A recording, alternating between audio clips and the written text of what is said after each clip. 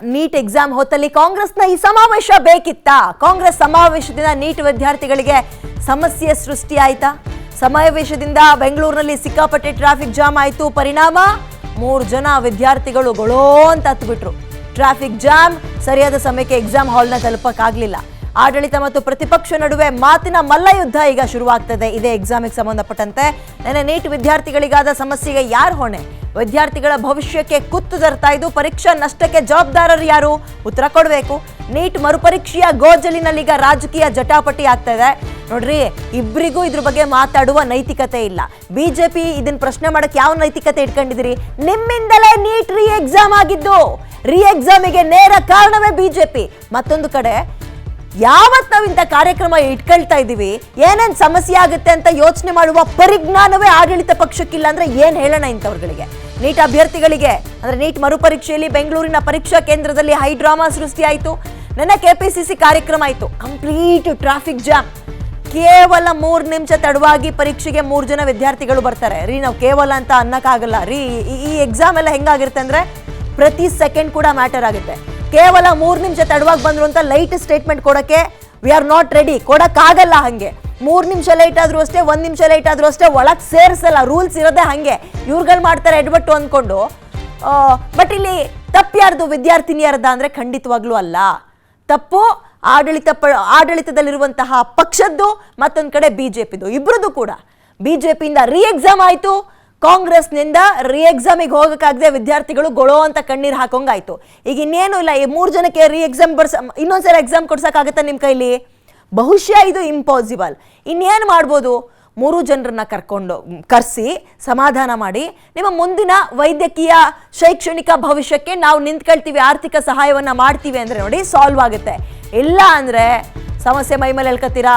ಸರ್ಕಾರ ಪ್ರತಿಪಕ್ಷದ ನಡುವೆ ನೀಟ್ ಮಹಾಯುದ್ಧವೇ ನಡೀತಾ ಇದೆ. ಮಹಾಯುದ್ಧ ಆಗ್ತಾ ಇದೆ. ಕೈ ಸಮಾವೇಶ ಪರೀಕ್ಷಾ ವಿಳಂಬಕ್ಕೆ ಕಾರಣ ಅಂತ ಬಿಜೆಪಿಯವರು ಆರೋಪ ಮಾಡ್ತಾ ಇದ್ದಾರೆ. ಅಂದ್ರೆ ಮಕ್ಕಳು ಎಕ್ಸಾಮ್ ಹಾಲಿಗೆ ಲೇಟ್ ಆಗಿ ಹೋಗಕ್ಕೆ ನಿಮ್ಮ ಸಮಾವೇಶದಿಂದ ಟ್ರಾಫಿಕ್ ಜಾಮ್ ಇತ್ತು, ಹಂಗಾಗಿ ಹೋಗಕ್ಕಾಗಿಲ್ಲ ಅಂತ. ವಿಪಕ್ಷ ನಾಯಕ ಅಶೋಕ್ ಈಗ ಕಾಂಗ್ರೆಸ್ ವಿರುದ್ಧ ಈ ಆರೋಪವನ್ನ ಮಾಡ್ತಾ ಇದ್ದಾರೆ. ಕಾರ್ಯಕ್ರಮವನ್ನ 2 ಗಂಟೆ ಅಥವಾ 3 ಗಂಟೆ ಮುಂದೂಡಿಕೆ ಮಾಡ್ಬಿಟ್ರೆ ಏನಾಗ್ತಾ ಇತ್ತು ಅಂತ ಕೂಡ ಕೇಳಿದ್ದಾರೆ. ನೀವು ಹಿಂಗೆ ಕೇಳಿದ್ರೆ ಅವ್ರಂತಾರೆ, ರೀ ಎಕ್ಸಾಮ್ ಮಾಡಕ್ಕೆ ಏನಪ್ಪ ಕಾರಣ ಹಂಗಂದ್ರೆ? 31 ದಿನನೋ 38 ದಿನದ ಅವಧಿಯಲ್ಲಿ 18 ಜನ ವಿದ್ಯಾರ್ಥಿಗಳನ್ನ ತಿಂದು ತೆಗ್ಬಿಟ್ರಲ್ಲ, ಹೆಣ ಬಿತ್ತಲ್ಲ, ಇದಕ್ಕೆ ಯಾರು ಕಾರಣ ಅಂತ ಅವರು ಕೂಡ ಕೇಳ್ತಾರೆ. ಸೊ ಈ ರಾಜಕೀಯ ಲೀಡರ್ಸ್ಗಳ ಸ್ಟೇಟ್ಮೆಂಟ್ಗಳನ್ನ ಈ ವಿಚಾರದಲ್ಲಿ ಕನ್ಸಿಡರ್ ಮಾಡೋದು ಎಷ್ಟು ಮಟ್ಟಿಗೆ ಸೂಕ್ತನೋ ಇಲ್ವೋ ಗೊತ್ತಿಲ್ಲ. ಅಲ್ಲಿ ನೋಡಿ, ಅಲ್ಲಿ ವಿದ್ಯಾರ್ಥಿಗಳು 3 ಜನ 3 ನಿಮಿಷ ಲೇಟ್ ಆಯಿತು, ಬಾಗ್ಲು ಹಾಕಿದ್ರು, ಒಳಗೆ ಸೇರಿಸ್ತಾ ಇಲ್ಲ, ಅಳ್ತಾ ಇದ್ದಾರೆ. ಭವಿಷ್ಯ ರೀ, ಓದಿರ್ತಾರೆ ಹಗಲು ರಾತ್ರಿ. ಒಂದ್ಸಲ ಎಕ್ಸಾಮ್ ಸ್ಟಾಪ್ ಆಗಿದ್ದಕ್ಕೇನೆ ಬರ್ದಿದ್ರು, ಅದನ್ನ ಕನ್ಸಿಡರ್ ಮಾಡಲಿಲ್ಲ ಅನ್ನೋದಕ್ಕೇನೆ 18 ಜನ ವಿದ್ಯಾರ್ಥಿಗಳು ಸೂಸೈಡ್ ಮಾಡ್ಕೊಂಡ್ರು, ಆತ್ಮಹತ್ಯೆ ಮಾಡ್ಕೊಂಡ್ರು. ರೀ ಎಕ್ಸಾಮಿಗೆ ಓದ್ಕ ಬಂದ್ರೆ ಹಿಂಗೆ ನಿಲ್ಲಿಸ್ಬಿಟ್ರೆ ಬಿಡುತ್ತಾ ಅವ್ರ ಶಾಪ? ನೀಟ್ ಪರೀಕ್ಷೆ ಜಟಾಪಟಿ, ಬಿಜೆಪಿಗೆ ಗೃಹ ಸಚಿವ ಪ್ರಿಯಾಂಕ್ ಖರ್ಗೆ ತಿರುಗೇಟ್ ಕೊಟ್ಟಿದ್ದಾರೆ. ಏನಂತ ನೋಡ್ತಾ ಹೋಗೋಣ. ಬಿಜೆಪಿಯಿಂದ ಪಾಠ ಕಲಿಯೋದು ಏನಿಲ್ಲ, ಮೊದಲು ಅವ್ರ ಕ್ಷಮೆ ಕೇಳಬೇಕು ಅಂತ. ನೋಡ್ರಿ, ಇವ್ರುಗಳ್ದು ಇದೇ ರೀತಿಯ ಬಂಡು ಸವಾಲು. ಅವ್ರ ಮೇಲೆ ಇವರು, ಇವ್ರ ಮೇಲೆ ಅವರು. 3 ವಿದ್ಯಾರ್ಥಿಗಳು ಪರೀಕ್ಷೆ ವಂಚಿತರಾಗಿರೋದು ನಿಜ, ನಾವು ಜವಾಬ್ದಾರರಲ್ಲ ಅಂತ ಇದ್ದಾರೆ ಇದಕ್ಕೆ ಪ್ರಿಯಾಂಕ್ ಖರ್ಗೆ ಅವರು ಗೃಹ ಸಚಿವರಾಗಿ. ಬೇರೆ ವಿದ್ಯಾರ್ಥಿಗಳಿಗಾಗದ ಸಮಸ್ಯೆ 3 ವಿದ್ಯಾರ್ಥಿಗಳಿಗಾಗಿದ್ಯಾ ಅಂತ ಬೇಜವಾಬ್ದಾರಿ ಸ್ಟೇಟ್ಮೆಂಟ್ ಕೊಡ್ತಾ ಇದ್ದಾರೆ ಗೃಹ ಸಚಿವ. ಬಿಜೆಪಿ ಅಧಿಕಾರದ ರಾಜ್ಯದಲ್ಲೂ ವಿದ್ಯಾರ್ಥಿಗಳು ಗೈರಾಗಿದ್ದಾರೆ, ಬಿಜೆಪಿನೂ ಅದಕ್ಕೆ ಕ್ಷಮೆ ಕೇಳಲಿ ಅಂತ. ಎಂತೆಂಥವ್ರನ್ನ ಯಾವ್ಯಾವ ಜಾಗದಲ್ಲಿ ನಾವು ನೋಡ್ತಾ ಇದ್ದೀವಿ, ಏನೇನು ನಿರೀಕ್ಷೆ ಮಾಡ್ತಾ ಇದ್ದೀವಿ ಕೇಳಿ ಇಲ್ಲಿ. ಹೌದು, ನಮ್ಮೇನು ತಪ್ಪಾಗಿದೆ, ಅವ್ರಿಗೆ ಏನು ನಷ್ಟವನ್ನು ತುಂಬಿಸ್ಕೊಟ್ಬೇಕೋ ಅದನ್ನು ತುಂಬಿಸ್ಕೊಡ್ತೀವಿ ಅಂದ್ಬಿಟ್ರೆ ಸಾಲ್ವ್, ಪ್ರಾಬ್ಲಮ್ಮೇ ಸಾಲ್ವ್. ಬಿಜೆಪಿ ಇದ್ದಾಗ ಆಗಿಲ್ವಾ? ಬಿಜೆಪಿ ಇರೋ ಕ್ಷೇತ್ರಗಳಲ್ಲಾಗಿಲ್ವಾ? ಇದೆಲ್ಲ ನಾವು ನಿರೀಕ್ಷೆ ಮಾಡ್ತಾ ಇರೋದು ನಿಮ್ಮ ಹತ್ರ. ನಿಜವಾಗಿಯೂ ಶೇಮ್ ಅನ್ಸುತ್ತ್ರಿ. ನಮಗೆ ಎಂತೆಂಥ ಸಚಿವರನ್ನ ಇಟ್ಕೊಂಡಿದೀವಿ ನಾವು ಅಂತ.